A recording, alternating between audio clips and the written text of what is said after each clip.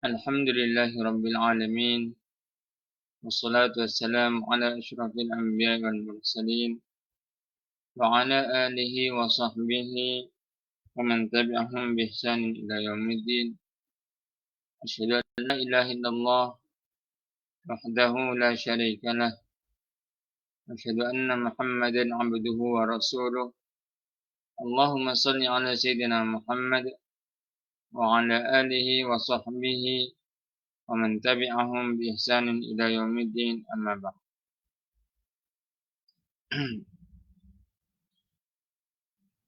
Alhamdulillah, syukur kita kepada Allah Subhanahu wa taala. Pada pagi ini Allah masih berikan kepada kita nikmat demi nikmat yang tidak terhingga banyaknya. Yang mana patut kita syukur kepada Allah Subhanahu wa taala kerana nikmat-nikmat ini, sama ada kita sedar atau kita tidak sedar, kelak kita akan ditanya tentang nikmat ini. Kita akan ditanya bagaimana kita menggunakannya. Kita akan ditanya apakah kita mensyukurinya. Segala nikmat yang Allah berikan kepada kita pada hari ini. Alhamdulillah, tatkala kita dapat makan dengan tenang dan seumpamanya, dapat bersahur. Di sana ada saudara-saudara kita yang mana bersusah payah untuk bersahur. Ketika kita boleh memilih makanan, mereka tiada pilihan makanan untuk dimakan. Jadi itu semua nikmat yang Allah berikan kepada kita. Kita patut syukur segala nikmat ini. Kerana apa? Kerana kita seringkali kita terlalai, terleka dengan apa yang nikmat yang Allah berikan kepada kita. Dan kita seringkali nampak nikmat yang Allah berikan kepada orang lain. Allah berikan kepada si fulan, Allah berikan kepada si anu, Allah berikan kepada si dia. Tapi kita tidak nampak. Jarang kita nampak nikmat yang Allah berikan kepada kita, apatah lagi untuk kita bersyukur kepadanya. Jadi alhamdulillah, pada pagi ini, minta maaf sebelum ni semalam saya tak berkesempatan untuk buat live seperti mana yang saya janjikan kepada para hadirin-hadirat sekalian. Apapun ala kulli hal, alhamdulillah hari ini Allah lapangkan masa untuk sempat untuk kita membuat perkongsian dalam masih lagi dalam buku Al-Ahkam Al-Fiqhiyah Al-Muta'alliqah bil Wabak Al-Corona, hukum hakam fiqh yang berkait dengan wabak COVID-19, coronavirus diseases 2019. Kita masuk kepada poin yang ke-18. Kat sini poin yang ke-18. Ta'til salatul Jumu'ah. Ta'til iaitu membatalkan. Istilah kita membatalkan lah. Membatalkan salatul Jumu'ah, solat Jumu'ah. Ini antara isu yang hangat sekarang dibincangkan. Kita tengok rata-rata PKP pun dah mula longgar. Kerajaan pun dah benarkan untuk kita pergi bekerja. Bagi orang yang bekerja dalam industri, dah kilang-kilang dah start buka, dah dibuka kilang-kilang. Jadi bagaimanakah dengan solat Jumaat? Salatul Jumaah wajibatun bittifaqil ulama. Solat Jumaat ini adalah menjadi hukumnya adalah wajib dengan kesepakatan para ulama.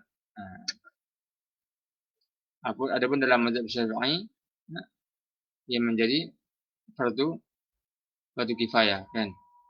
Wajib untuk setiap orang menunaikan solat Jumaat fardu ain, Kalau ada keuzuran barulah kembali ke fardu ain. Kalau ada keuzuran seperti mana musafir, barulah boleh meninggalkan solat Jumaat. Qala ta'ala, firman Allah Subhanahu wa taala, berdasarkan firman Allah Subhanahu wa taala,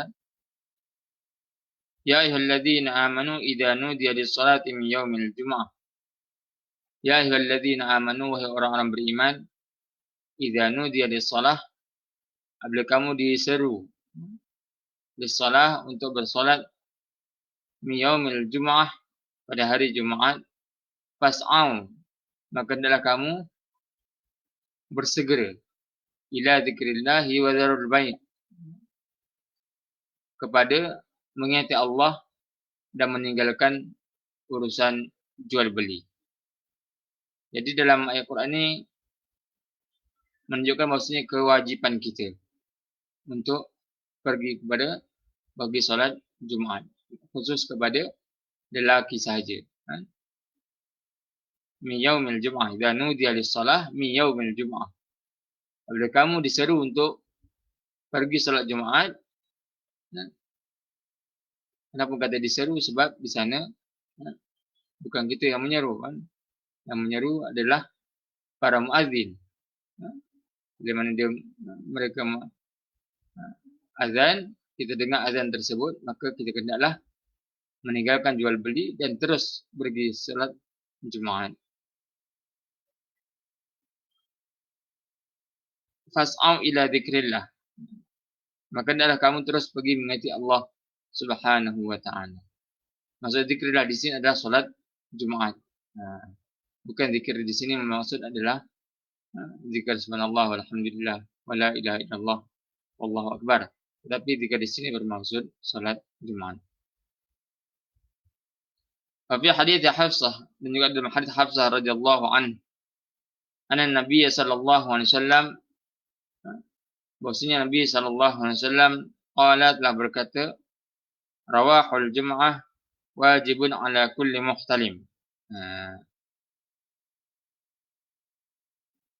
Jumaat itu diwajibkan ala kulli muhtalim, kata setiap orang yang dah berihtilam. Ihtilam maksudnya orang yang telah bermimpi mandi, bermimpi basah. Maksudnya ke atas orang yang telah baligh, maka wajib untuknya pergi solat Jumaat. Sebab itulah kalau kita tinggalkan solat Jumaat sebanyak 3 kali berturut-turut tanpa udzur syar'i, maka jatuh ke dalam golongan orang yang munafik. Begitu juga hadis daripada Abi Hurairah radhiyallahu anhu, anna Rasulullah sallallahu alaihi wasallam, bahwa Rasulullah sallallahu alaihi wasallam qala, berkata, la yantahiyanna aqwamun an wada'ihim al-jumu'at aw la yahtimanna Allahu ala qulubihim.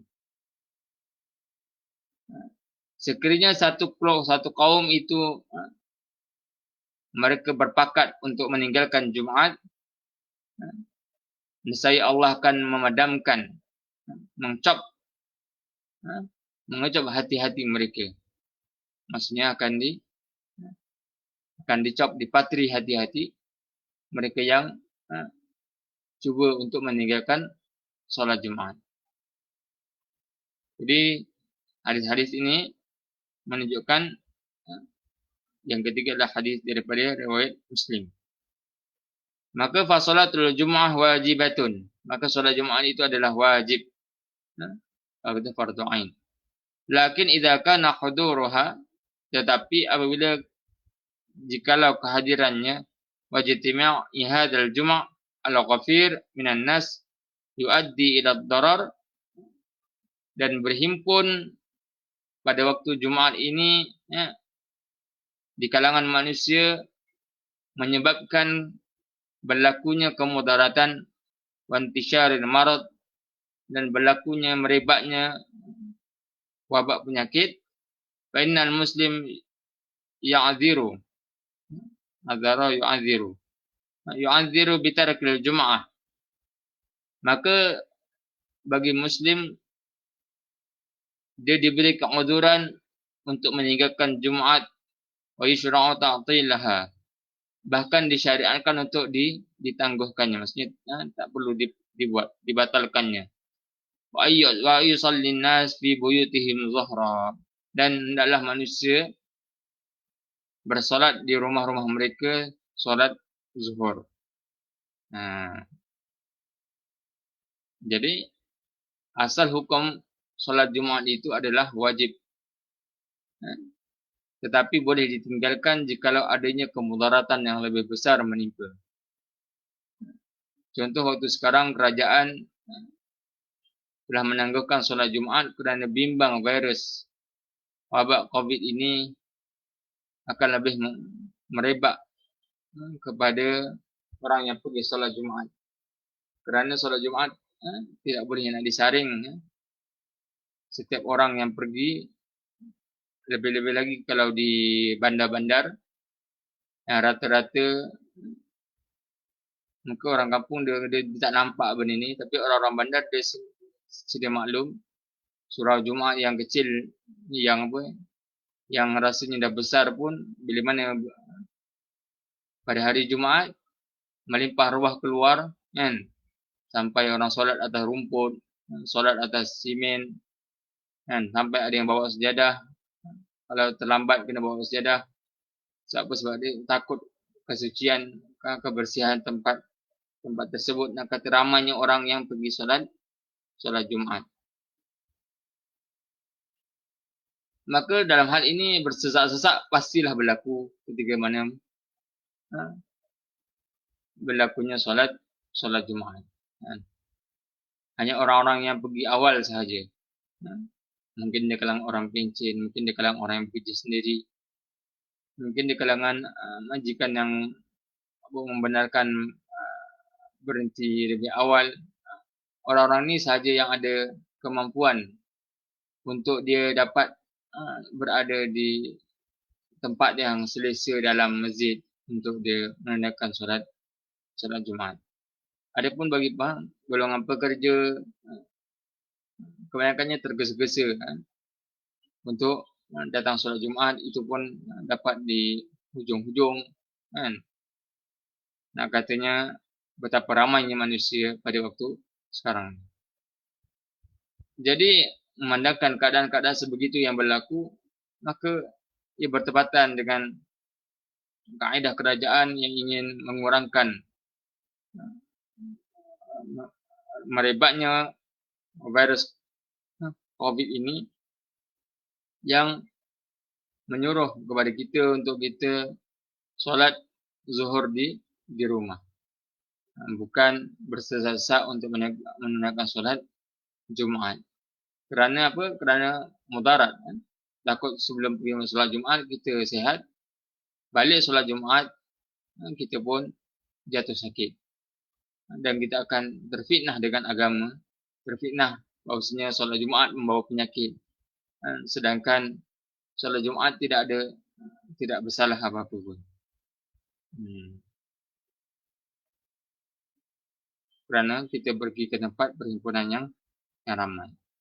Hatta sehingga sekarang pun kalau kita tengok event-event, acara-acara karnival, pesta, apa benda yang berkait dengan kumpulan manusia yang ramai, semuanya masih ditangguhkan.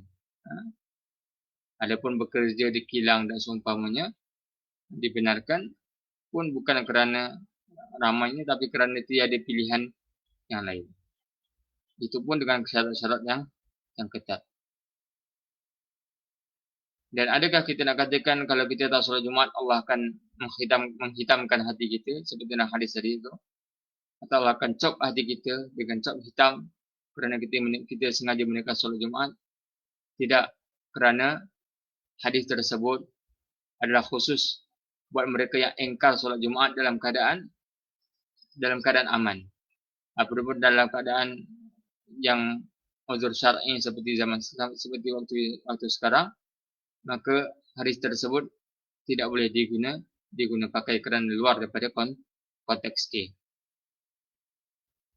Dan ia bukan bererti bahawasanya pihak mufti, para agamawan sengaja bermudah-mudah di dalam menangguh dalam bab ibadah ini. Tapi itu adalah cara yang paling terbaik yang mana mereka lebih mengetahui.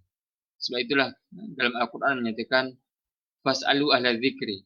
Maka bertanyalah kepada ahli zikir, iaitu orang yang pakar dalam bidangnya, para ilmuwan, para agamawan, para mufti, yang mana mereka lebih mengetahui, mereka lebih mempunyai ilmu berkenaan tentangnya. Yang mana mereka memikirkan tentang bukan maslahat satu dua kelompok, bukan maslahat satu kampung, tapi maslahat seluruh umat Islam di Indonesia ini. Adapun jika mereka membenarkan solat Jumaat itu, maka kita katakan mungkin ketika itu wabak itu dah boleh dikekang, dah boleh dibenteras, maka kita tak perlu nak mengingkari ataupun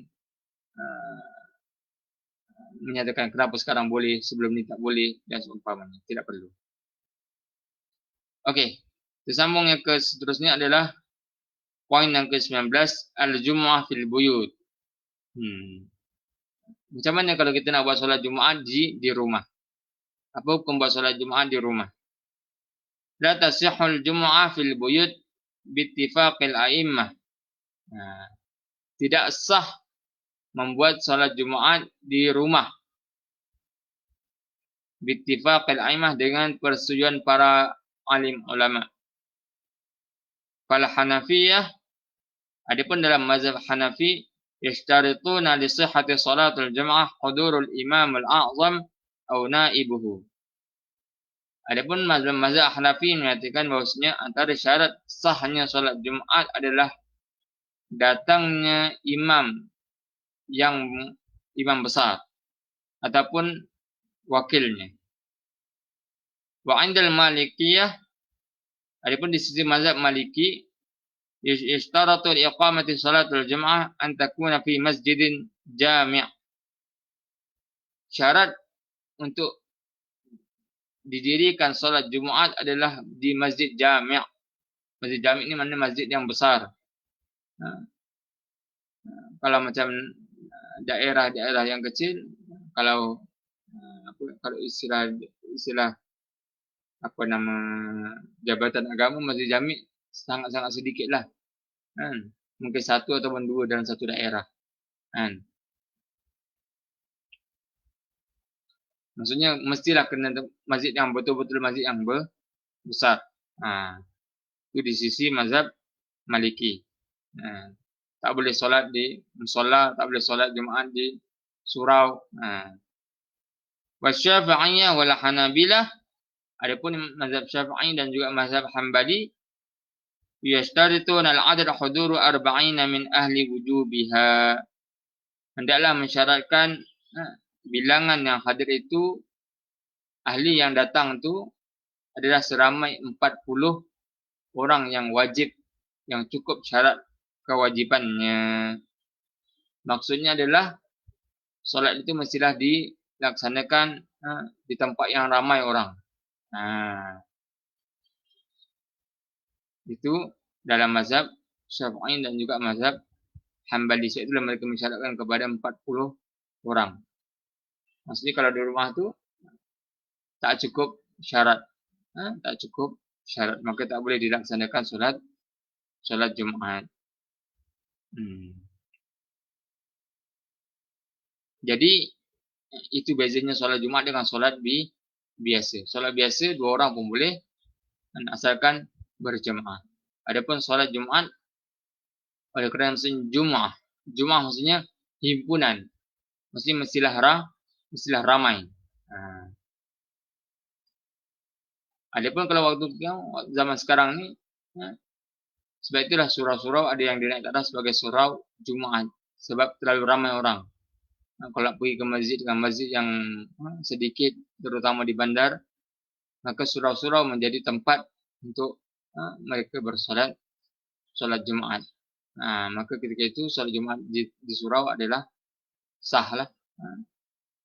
Itu juga ada di tempat-tempat yang kalau macam di Malaysia kita ni wajib perlu perakuan daripada pihak jabatan agama.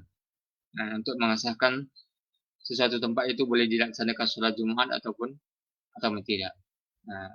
Sebab itulah untuk orang yang musafir, orang yang pergi berjalan, kan, maka dia tidak perlu hadir untuk solat Jumaat. Begitu juga untuk orang yang ditimpa penyakit virus COVID ni pun, atau penyakit apa-apa penyakit yang lain, maka tidak wajib untuknya hadir solat Jumaat.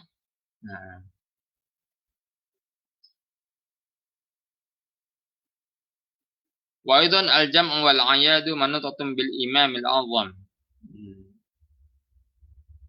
Juga Jumaat dan juga hari-hari raya berdasarkan kepada perintah daripada imam yang agung.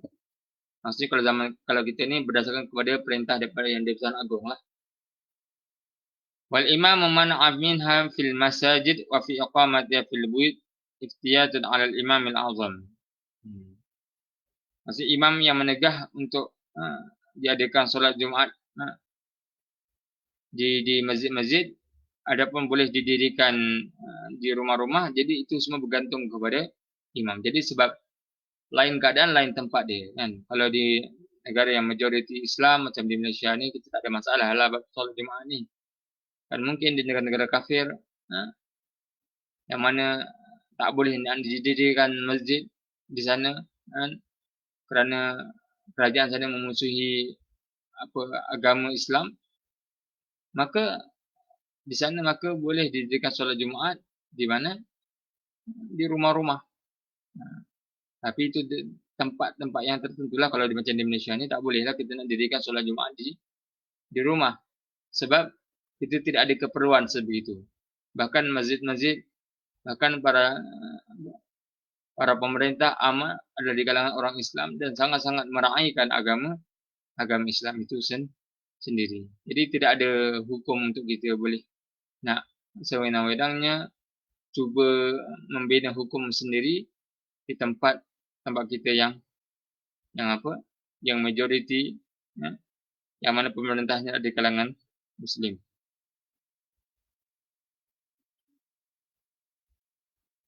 Wa aidan iqamatuha fil baiti mukhalifun li maqasid syariah fi iqamatil jum'ah. Dan juga dikatakan di sini, jikalau kita mendirikan salat Jumaat di rumah, maka dia adalah bercanggah dengan maqasid syariah. Maqasid syariah, iaitu maksud kepada syarak itu. Sebab utama didirikan solat Jumaat bukan semata-mata kerana ianya hari Jumaat, tapi kerana nama dia Jumaah. Jumaah maksudnya himpunan. Untuk menghimpunkan seluruh umat Islam di dalam satu masjid bagi mereka mendengar khutbah dan kemudian mereka bersolat bersama-sama, supaya menunjukkan betapa eratnya hubungan sesama Muslim dan juga sebagai hari perayaan untuk umat Islam. Sebab hari Jumaat ni antara hari raya bagi umat Islam. Sebab itulah disunatkan untuk pakai pakaian yang bersih, untuk berwangi-wangian, untuk potong kuku dan seumpamanya, kan. Sebab dianggap sebagai hari raya mingguan bagi umat Islam. Wa aidan al-jum'ah laha hay'atun muayyanah wa hay'atul ibadati tawqifiyah.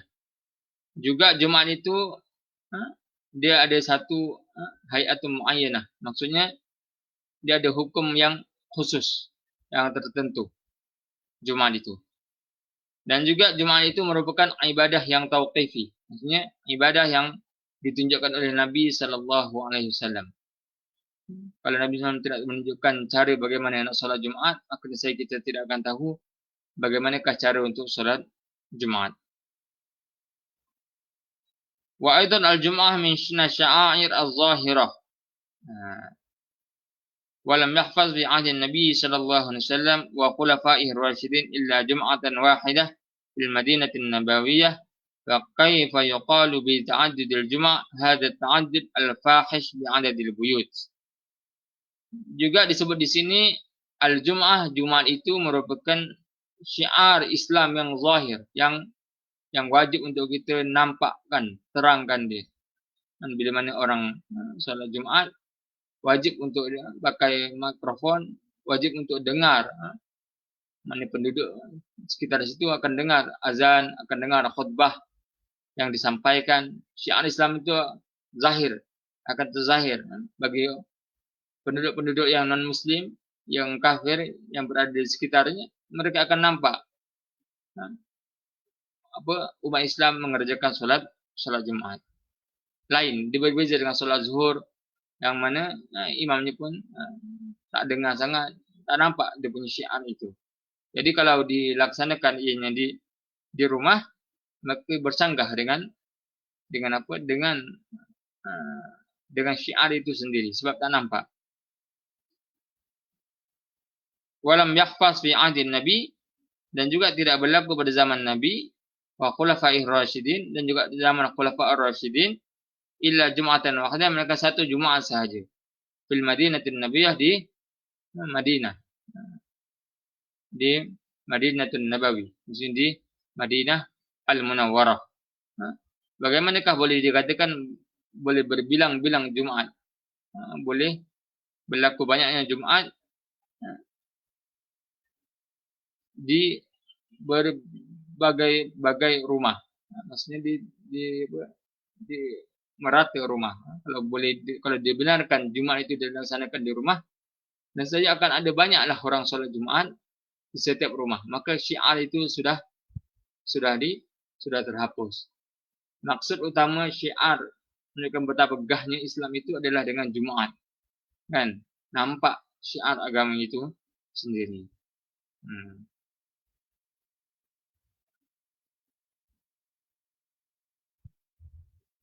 Jadi oleh kerana itu kesimpulannya adalah tidak dibolehkan kita sebab solat Jumaat, walaupun kita nak khatib, walaupun kita ni tahu bahasa Arab, walaupun kita ada teks khutbah, kalau kita nak laksanakan di rumah kita, hatta kalau kita laksanakan di dom-dom kita, contoh kita duduk di college ataupun duduk di asrama, maka cukup 40 orang, jika kita nak buat sendiri tidak boleh, kecuali kita lakukan benda tersebut di surau college yang surau tersebut telah di-endorse, telah diberi keizinan untuk laksanakan solat Jumaat. Maka itu perkara yang lain. Tetapi ada pun kita laksanakan solat Jumaat secara sendirian di rumah-rumah kita, maka ianya tidak dibenarkan. Tidak dibenarkan. Sebab ia bersanggah dengan maksud atau maqasid ataupun tujuan utama disyariatkan solat Jumaat itu sendiri. Kemudian poin yang seterusnya adalah poin yang ke-20, yaitu hukum hakam pada hari Jumaat. Macam mana pula dengan hukum hakam pada hari Jumaat yang mana tak berkait dengan solat Jumaat secara direct, secara terus, tapi secara indirect. Ma yata'allaqu bi ahkami yaumil jum'ah hala ta'tid salatul jum'ah fil masajid ahkamun baqiyah.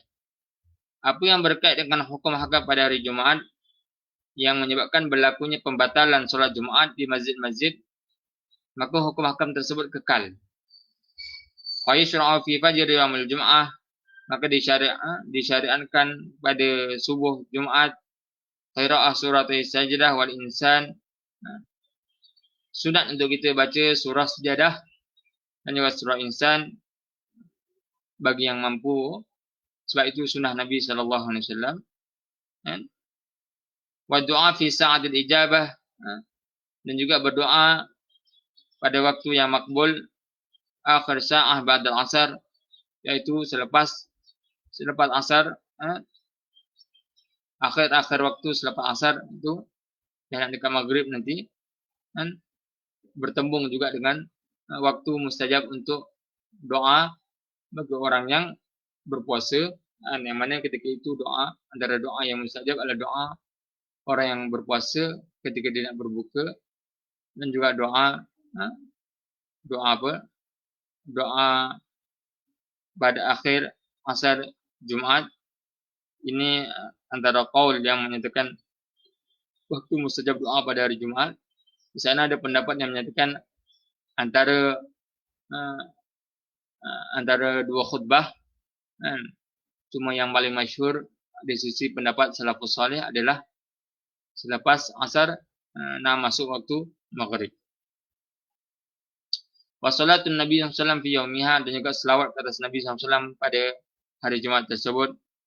Wa qira'ah suratul kahfi, dan juga membaca surah kahfi hasaba khilafil ulama fi masyru'iyatiha daiman aw fi ba'dil ahyan, yang mana di sana ada bercanggah para ulama, ada yang mensyaratkan pada setiap kali Jumat, ada yang mensyaratkan tidak perlu pada setiap kali, cuma sebahagian, maksudnya kadang-kadang buat benda ini secara selang-selang, sebab ditakuti ianya menjadi perkara yang sebab ditakuti hadis tersebut adalah hadis yang dhaif. Idil asal syar'iyyatul hadhil ahkam wa adamu tabi'iyyati hadis salah. Maka yang asalnya adalah disyariatkan hukum hakam ini, dan juga dan dia tidak ada kaitannya dengan solat itu sendiri. Karena sekalipun solat itu dibatalkan, maka hukum hakam ini masih berjalan. Maksudnya kita boleh laksanakan hukum hakam yang disebutkan ini tanpa perlu kepada ada ataupun tidak adanya solat Jumat. Asalkan daripada hari Jumat, maka hukum hakam Jumat dia berjalan seperti mana biasa.